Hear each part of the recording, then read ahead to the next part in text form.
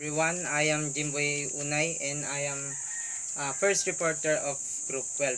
So, this time, we will tackle about games using in teaching physical education and health. So, bago yon, papayawan muna natin kung ano nga ba yung games. So, sabi dito, games is a form of play sports, especially competitive one play according to rules and decide by skill, strength, or luck. So, 'di ba yung mga games napapansin niyo naman, bakit nga ba kasali ito sa physical education? So, napapansin niyo yung mga games ay lahat ay ginagamit ang ating katawan, mga body movements, ganon. At sabi dito, competitive one play.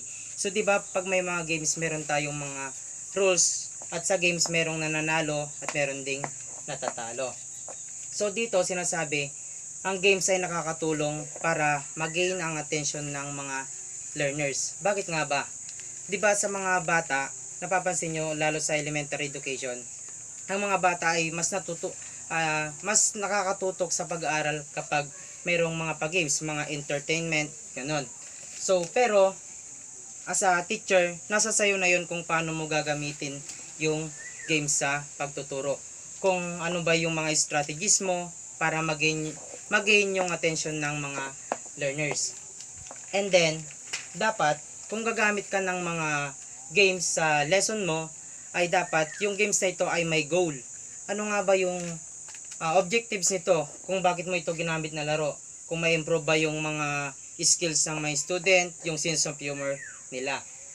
At sabi nga, sports, sabi di ba sports, kasali dito yung mga games natin. Sports have been essential part of the physical education curriculum according to Barba Martin, Boris Garcia, Hortigila, Alcala, and Gonzales Calvo in 2020. So, bakit nga ba napaka-importante ng mga sports, lalo sa mga student? Part of physical education sa kanilang physical education. Kasi, di ba napapansin nyo yung mga bata, kasi merong mga slow learners, and then mga higher thinker. So dito mas bumabawi yung mga slow. Napapansin niyo 'di ba yung mga bata mas kakaiba yung mga talent ng mga slow learners. Dito din sila bumabawi sa kanilang mga performance. 'Di ba may mga bata din na mahina sa curriculum pero malakas sila sa performance task, lalo sa mga sports, ganon. And then the concept in this subject are taught using different strategies including games. Using games as strategy engage the pupil to participate in the activities and develop essential skills such as cooperation and critical and creative thinking. Di ba sabi dito different strategies. So, bilang teacher, dapat alam mo yung mga paraan kung paano nga ba i-engage yung mga student mo sa gagawin mong laro. Kung sila ba ay maakit and kung sila ba ay makakapag-focus sa games na ginawa mo. So dapat para magawa mo ito, meron kang mga rules at na madaling intindihin at malinaw sa kanila. And using game strategy engage the pupil to participate. Sabi dito, strategy engage the pupil to participate. So, di ba napakalaga ang mga strategy ng mga teachers sa paggamit ng isang games. Dahil dito, sabi niya, na-engage daw yung pupil sa inyong lesson as a teacher. At dito din, kapag na-engage na yung student, di ba nakikipag-participate na sila. Dito meron nagagamit nila yung sense of humor nila, nagiging creative, at nade-develop, sabi dito nade-develop din yung cooperation nila. 'Di ba nagiging masaya yung mga estudyante kapag naglalaro? Nakikiano sila sa mga kaklase nila, nakiki-operate ganon. At syempre sa laro hindi nawawala yung compete ganon. 'Di ba mas ginaganahan yung mga student pag may mga laro, lalo na yung may mga prize. So dito syempre yung mga student nakikipag-compete sila. Dapat galingan ko kasi baka may award ako kay teacher, ganon. At sabi din dito, critical and creative thinking. So dito yung mga student mo kapag nagpapalaro ka, nagiging malawak yung isip nila kung paano nila gagawin yung mga games na pinapagawa mo. Paano kaya yung gagawin ko sa isang bagay na ganito? Ganon yung mga student sa mga activity, isipin ng mga student kung ano yung paraan nila na gagawin sa pinactivity mo. And then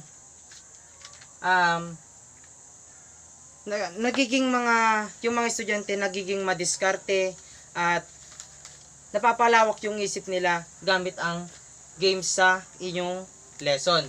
And then sabi dito, games in teaching physical education and health. Game-based learning was created to balance a lesson, and the game activity was created to balance the pupil activity to retain and apply real-world skill. So, sabi din dito, yung games daw ay isang way ng teacher para mabalance yung kanyang lesson. Di ba napapansin nyo yung mga teacher, iba-ibang paraan yung ginagawa nila, di ba? Meron yung lahat ng mga estudyante ay na-engage. Pero meron yung games na hindi talaga naintindihan ng mga teachers. So, dapat yung gagawin mong games ay balance na intindihan ng mga higher thinker at mga slow learner. Yung madaling maintindihan, ganon. And then, balance sa pupils activity to read. Okay, dito din daw dapat yung gagawin nating games ay maaring may apply din nila sa kanilang totoong buhay at magagamit nila ito sa mga bagay-bagay. And then, in using games, pupils are exposed to different sports aspect and concept design by the teacher for the learning process. And the pupils acquire the skill of understanding the purpose of the activity, incorporate the required skill, the appropriate strategies that they can use to perform the exercise well. O dito,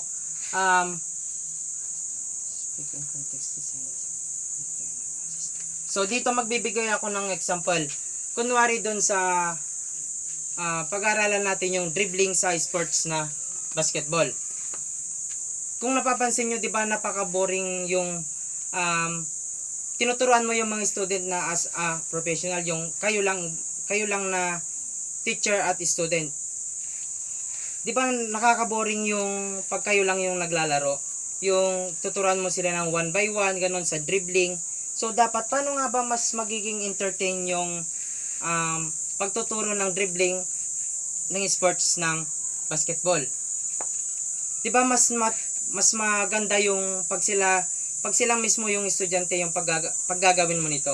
Kunwari, yung isang estudyante siya yung nag-dribble. And then yung isang estudyante ay siya yung nagbabantay sa nag-dribble. Eh di ba mas masaya yung ganon? At isa pa yung sa sports na basketball, di ba? Meron tayong court sa kabila at meron din tayong court sa kabila. Dito, pag-aaralan natin yung pagtawid ng bola sa isang court. Ay sa ring ng kalaban kumbaga. 'Di ba mas dito ay nagkakaroon tayo ng cooperation kung paano nga ba itawid yung bola, 'di ba? Sabihin natin yung teacher ay ito yung coach natin. 'Di ba sabi dito, acquire the skill of understanding and purpose of the activity. So dito, mas nahasa yung mga estudyante kung nagagamit nila yung sarili nilang paraan. Kung paano, kunwari sa basketball na sa pagtawid ng bola, kung paano nga ba yung diskarte nila, kung yung pasahan, 'di ba may tinatawag tayong pass the ball and in-screenan yung kalaban para maitawid yung nagde-dribble yung bola. At dito sabi nga incorporate the required skill. O 'di ba dito nagagamit nila yung mga paraan, lahat ng paraan sa pagtawid ng bola ng basketball. At sabi dito, the appropriate strategies that they can use to perform the exercise well. O di ba habang bata pa sila, pag natuturo na natin yung mga ganong paraan, sabi natin yung coach nila is yung teacher. Di ba? 'di ba mayroon tayong ginagawang coaching pag nasa bench tayo. So dito, hindi naman nila pag hindi nila nagawa nila mismo yung pag hindi nila nagawa mismo yung tinuturo ng isang teacher, dito papasok yung sarili nilang skill. Bilang teammates, nagagawa nila ng paraan kung paano nila itawid yung isang bola. Furthermore, they can also reflect on how to improve themselves in regards to doing the game. With this, the teacher and the pupil should work together to attain the goal. So, dito, di ba yung goal nga ng mga estudyante ay may tawid yung bola na hindi naagaw. So, bakit sabing dito yung pupils should work together? Ay, teachers and the pupils should work together to attain the goals.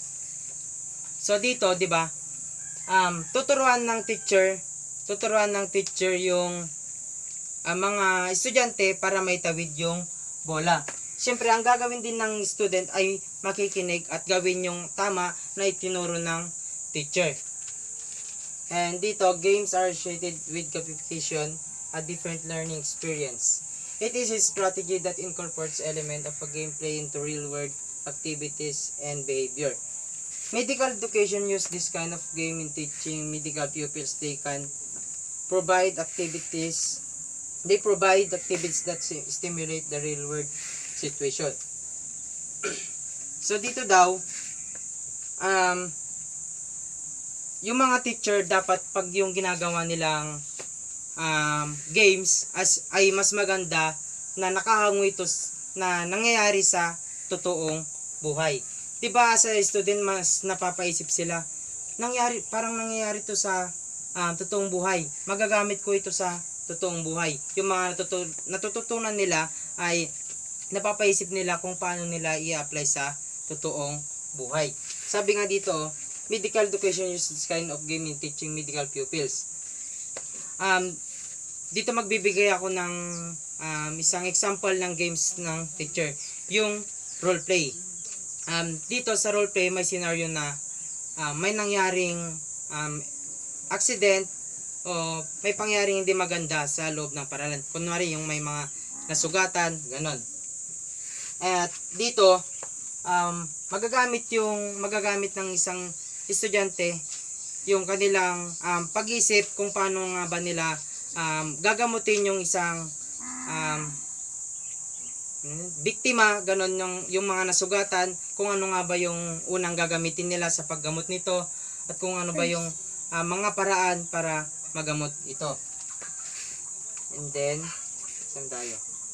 Teaching health at the primary levels aims to expose the pupils to different concepts that involve a healthy lifestyle. Okay. Di ba napapansin nyo sa mga tawag dito, primary level, di ba? Nung bata tayo, di ba nasubukan din natin yon lalo sa daycare center? Daycare ba yon? Oo. Di ba yung mga teacher natin bago tayo kumain, ganon, yung mga recess natin. At yung mga feeding program, ganon. Bago tayo kumain, di ba may tinuturo yung mga teacher natin? Ano yon, yung mga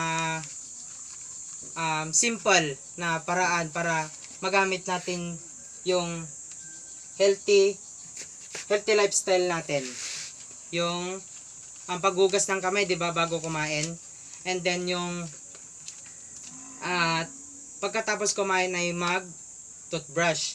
And then yung mga teacher din sa primary level ay tinuturo din yung mga dapat kainin ng mga student. 'Di ba sa atin nga tinuturo pa yung mga dapat kainin at para tayo ay maging healthy. At furthermore, the pupils attention will maintain when a game strategy is used to understand idea. At dito naman, paano nga ba na yung teaching health at the primary level aims to expose pupils different concepts that involve healthy lifestyle. Dun sa pag-maintain nito gamit ang isang games. 'Di ba sa ano? Sabi nga yung kanina example natin yung paggamot sa isang